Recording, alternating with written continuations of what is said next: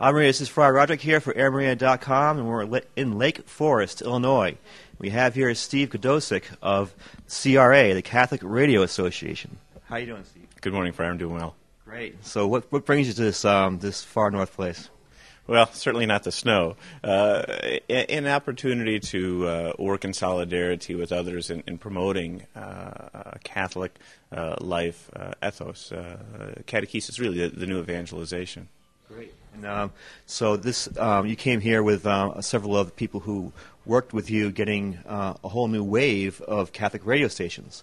Oh, certainly, you among them. Right. We, in October, filed for 227 new non-commercial FM licenses, which I think you participated in a few of those, and that'll wind up being in the neighborhood of 45 million new listeners across the country. Wow. And so all these stations are actually in places that there is no Catholic radio stations right now. Correct. All new areas. There are about 150 stations in the country right now, so these will all be additional stations. And out of those 227, we'll probably realize about 150 of those. So effectively, we'll double the number of stations across the country. Double the number. Now, that's 150 right now. That's not that many for a country this size, is it? No, it's not. Although we're in a somewhat enviable position that we don't need necessarily multiple stations in a market to provide the faith to that market. So we can effectively cover the country with probably not too many more than 300 stations, maybe 400 stations, cover 90-95% of the population. And then over time, then as programming and the interest allows, add more stations, different formats. How long have you been in the CRA? I started with the CRA in 2002. Prior to that, helped form Relevant Radio in Wisconsin and Divine Mercy Radio, which was the first apostolate God called me to back in 97. How many stations were there in 1997?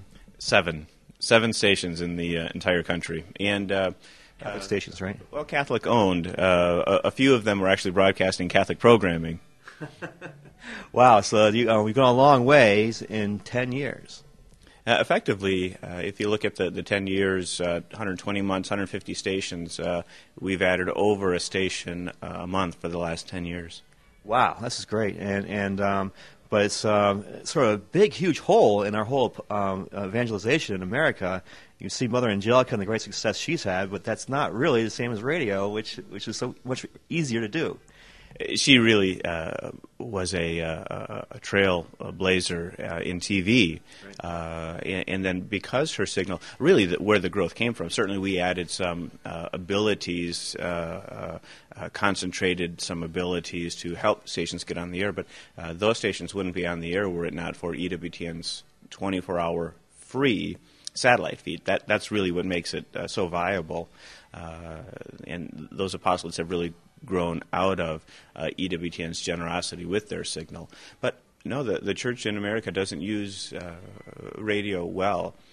I like to quip that Gutenberg certainly was Catholic, but so was Marconi. So we have to learn to use that type of medium as well. But and I don't think Al Gore was Catholic, but we have to again use, as you're doing, the internet as well, so that we can reach people in all the different media that they choose to consume, that the church can always be there. No matter what they consume, the church is there. So you advocate not only radio, but also TV and internet and all the other forms too. They're all means of communication, and the gospel demands, our love for our Lord demands, that we be every place that somebody is.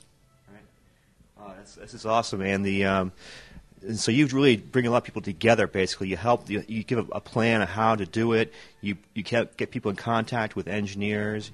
You get people working together, and this has really done the most help for people, right?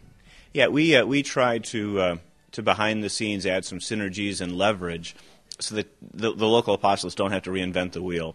We've been there, done that. We've got the T-shirt. We know what it takes and what doesn't work as well. And so we can help apostolates not go down dead-end rabbit trails and keep blazing forward and getting a station on the air more quickly and less expensively. Well, we've gotten a lot of help from you, and it's right now we're looking at getting 5 stations through this past offering by the FCC, and we're getting 4 out of those 5. It looks like. So we've really thank you for that, and we really, I guess other people had the same successes, right?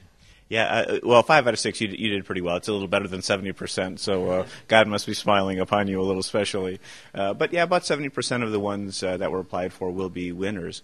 And just perhaps St. Maximilian Kolbe shining on his brothers for taking up his legacy of using social communications. You guys have really done yeoman's labor coming in, not knowing anything, and forging ahead. That was quite a blessing. Quite a blessing for me to work with you.